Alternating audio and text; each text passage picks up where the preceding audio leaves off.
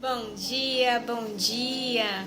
Que o Senhor possa estar abençoando o nosso dia mais uma vez. Hoje, 19 de maio, o tema é: a libertação começa de dentro.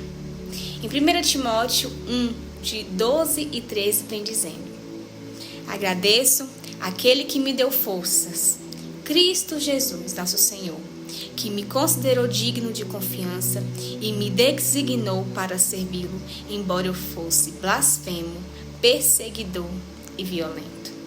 Aqui vem falando sobre o testemunho de Paulo, do apóstolo Paulo. É um testemunho que não podemos ignorar por ele ser tão impactante. Quando ele estava a caminho de Damasco, com o objetivo de assassinar os seguidores de Cristo, o apóstolo teve um encontro direto com Cristo. E a sua vida foi completamente transformada. E a partir de então, depois dele conviver com os discípulos de Jesus por alguns dias, passou a pregar nas sinagogas, dizendo: Jesus é o Filho de Deus. Apóstolo Paulo, antes ele perseguia e torturava os cristãos. Aquele que fazia tudo isso tornou-se um dos maiores propagadores do Evangelho.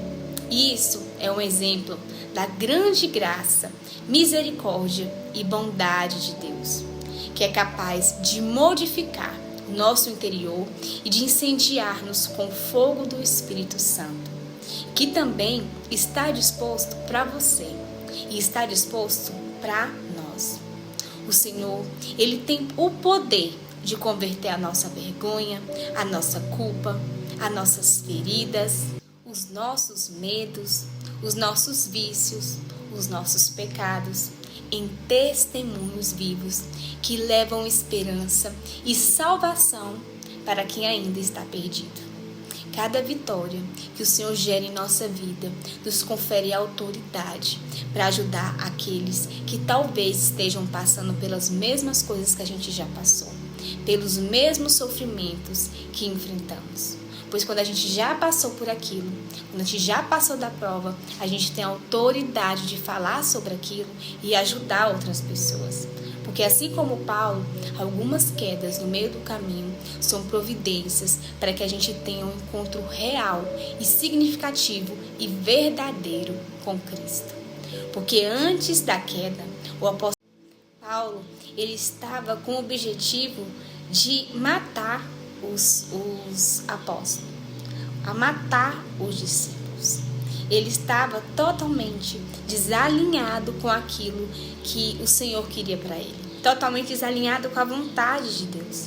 Mas depois que ele levantou do tombo, ele recebeu a revelação da missão legítima de Deus para o seu destino.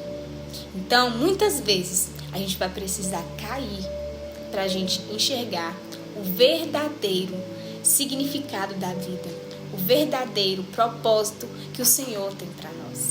Então, deixe que o Senhor, Ele liberta e modifica o seu coração, como aconteceu com esse homem de Deus.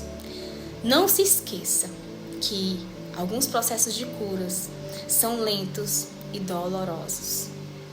Porque a exemplo do apóstolo Paulo, ele permaneceu cego por 3 dias em jejum antes que ele fosse totalmente restaurado. E esse é o primeiro passo. Precisamos ser libertas e transformadas. E isso começa de dentro, para depois ser para fora. Primeiro internamente, depois externamente. Somente assim nós estaremos aptos para auxiliar no processo de libertação de outras pessoas. Que possamos ter humildade para que quando a gente estiver caído, quando a gente estiver em processos de cura, a gente está bem atentos e para perceber que é coisa de Deus, que o Senhor tem muito mais para nós, além do que a gente imagina. Bom dia.